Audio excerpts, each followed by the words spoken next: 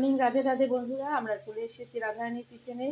আজকে ভগবানের ভোগের জন্য কি আয়োজন হচ্ছে তোমাদের একটু দেখাবো। হ্যাঁ, এখানে আলু সিদ্ধ করে ভেজে রেখেছি। এখানে পেঁপে সয়াবিন সেদ্ধ করে হালকা করে ভেজে রেখেছি।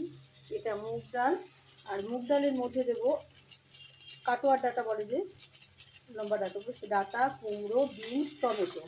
হ্যাঁ, এটা দিয়ে এর মধ্যে মুগ ডালটা দিয়ে, আর এখানে না টমেটো, আদা, জিরে, লঙ্কা, পেঁপে আলু সোয়াবিনের তরকারিতে দেওয়া হবে, সেটা কষানো হচ্ছে। এখান থেকে একটুখানি মশলা নিয়ে আমরা ডালের তরকারিটার মধ্যে একটুখানি দেবো।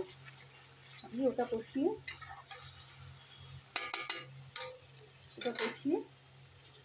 ডালটা দিয়ে দেবো।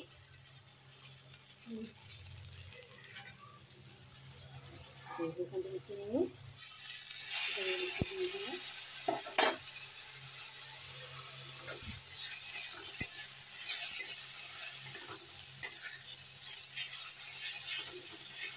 টমেটো, ডাঁটা, কুমড়ো আর বরবটিটা আর একটু লম্বা কাটলে ভালো হতো, কিন্তু ঠিক আছে। পুজোর মধ্যে দেবো। এরপর নুন হলুদ মিষ্টি দিয়ে ধনে পাতা দিয়ে দেবো।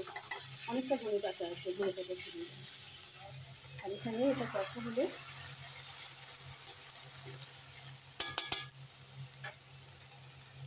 এখানে ডালটা দিয়ে দিই। হ্যাঁ, ডাল সেদ্ধটা দিয়ে দিলাম। গরম জল দেবো।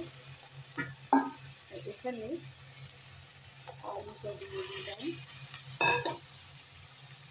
পেঁপে সয়াবিনটা দিয়ে দিলাম। মশলা তো দেওয়া হয়ে যাচ্ছে, এখানেও দেওয়া হয়ে যাচ্ছে, এখানেও দেওয়া হয়ে যাচ্ছে।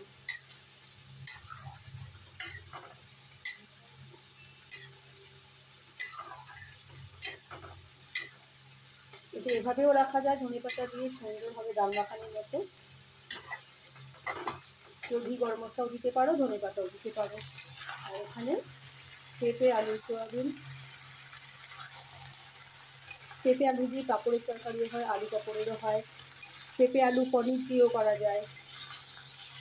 আমি কেন বলছি এভাবে, আসলে অনেকেই না বলে নিরামিষ, বাড়িতে কেউ বাচ্চারা খেতে চায় না, বাড়ির বড়রাও অ্যাসিড পায়না করে, বিরিজাল আলু পোস্ত, এই হালকা হালকা বেগুন ভাজা, ডাল।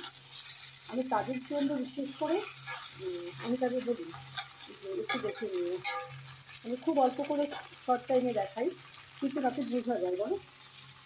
হ্যাঁ, এটা এভাবে রাখতে পারো। আমি একটু গরম জল দেবো, দিয়ে ধনে পাতা দিয়ে দেবো। আর এর মধ্যে নুন, হলুদ, একটু কাশ্মীরি লঙ্কা দিয়ে দেবো, বেশি সুন্দর হয়, ভালো লাগে। ঠিক আছে, একটু মিষ্টি দেবো, দুটোতেই মিষ্টি দেবো, মিষ্টিরই গুঁড়ো করে দেবো।